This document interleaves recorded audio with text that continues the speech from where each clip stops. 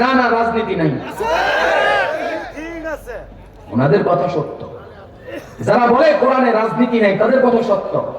যারা মনে করে রাজনীতি মানে চুরি করা, ডাকাতি করা, টেন্ডারবাজি করা, চাঁদাবাজি করা, খুন করা, গুম করা, ধর্ষণ করা, জেনা বিচার করা, যারা মনে করে রাজনীতি মানে মেম্বার হবো, কমিশনার হবো, কাউন্সিলর হবো, রাস্তার পিচ, রাস্তার ইটা বালি, গরিবের গম টিন, রাস্তা বাথরুমের চাকরি সব খায়া বানামু, এবং ওই যে ব্যবসায়ীরা বেড়ায় ব্যবসা দিছে মোটামুটি 2-3 লাখ খরচ করে, তোরে যদি মাসে 10,000 দিতে হয় বেড়ায় তো ফেলে ফেলে রাস্তা নামতে হইব।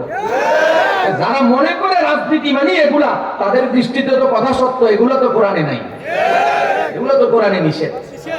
মুহতারাম হাজিরিন, অতএব রাজনীতির ওয়াজ আমি করি না। খেয়াল করেন, আমি আয়াত বলছি আর তরজমা বলছি। কারো যদি আপত্তি থাকে আপনি আয়াতের সাথে এটা বোঝাপড়া করবেন ইনশাআল্লাহ। বলবেন মৌলবী তুমি উদাহরণ দিতেছো এখনকার, আর বলতেছো রাজনীতির ওয়াজ করতেছো না। আমি বলবো আপনাদের কাছে একটা প্রশ্ন জিজ্ঞাসা করি।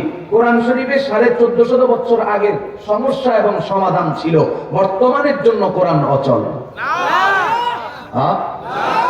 তার মানে কোরআন 1450 বছর আগে নাজিল হয়েছিল, কিয়ামত পর্যন্ত যত সমস্যা আসবে তার সব সমাধান কোরআনে আছে। তবেই পাবে সুখ শান্তির ঠিকানা, তবেই পাবে সুখ শান্তির ঠিকানা, যদি মেনে নাও তুমি মনে প্রাণে সমাধান। সমাধান চাও যদি জীবনে মরণে, ফিরে যাও খুঁজে নাও চোখ রাখো কোরআনে। সমাধান চাও যদি জীবনে মরণে, চোখ রাখো কোরআনে সমাধান। মুহতারাম হাজিরিন, আমি বললাম আল্লাহ, আপনি বললেন সামান্য দিলাম, আমি দেখতেছি ও দুনিয়া খায়া পালাইতেছে।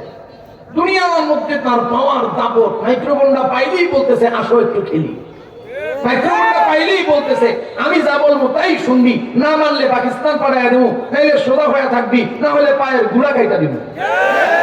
আমি বললাম আল্লাহ, আপনি তারে দিলেন সামান্য, সে পাওয়ার দেখায় এত বেশি। আল্লাহ বলেন অপেক্ষা কর।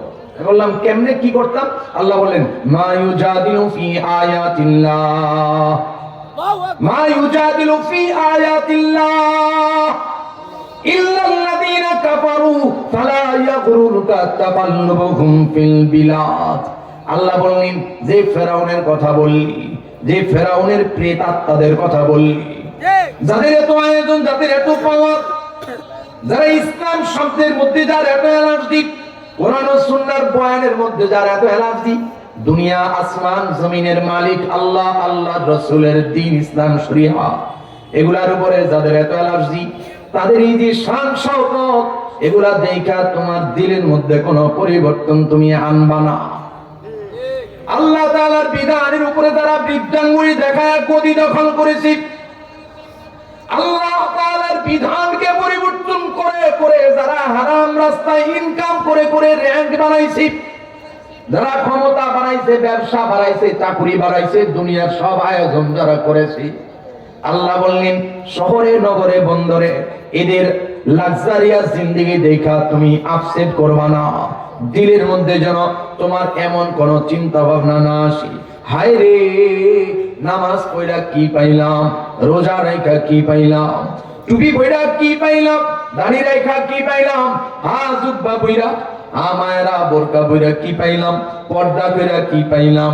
বরং স্বাধীনতার 54 বছরে 55তম বছরে আজও পর্যন্ত এই বাংলাদেশে দাড়ি টুপি আর বোরকারে রাজাকারের সঙ্গে তুলনা কইরা শুটিং করা হয়। আল্লাহ বলেন এগুলা দেখে আপসেট করবি না। আমি বললাম কেন আপসেট করব না? আল্লাহ বললেন এই জন্য আপসেট করবি না, কারণ ইল্লা রাহমাতাম মিন্না ওয়া মাতাআন ইলা হিন, সামান্য সময়ের জন্য আমি তাদেরকে নুতিহি মিনহা, সামান্য পরিমাণ দান করে। আমার আলোচনা শেষ, এই আয়াতের এই অপশনটা শেষ হইলেই সর্বোচ্চ আমি আরেকটা অপশন নিয়ে কথা বলবো।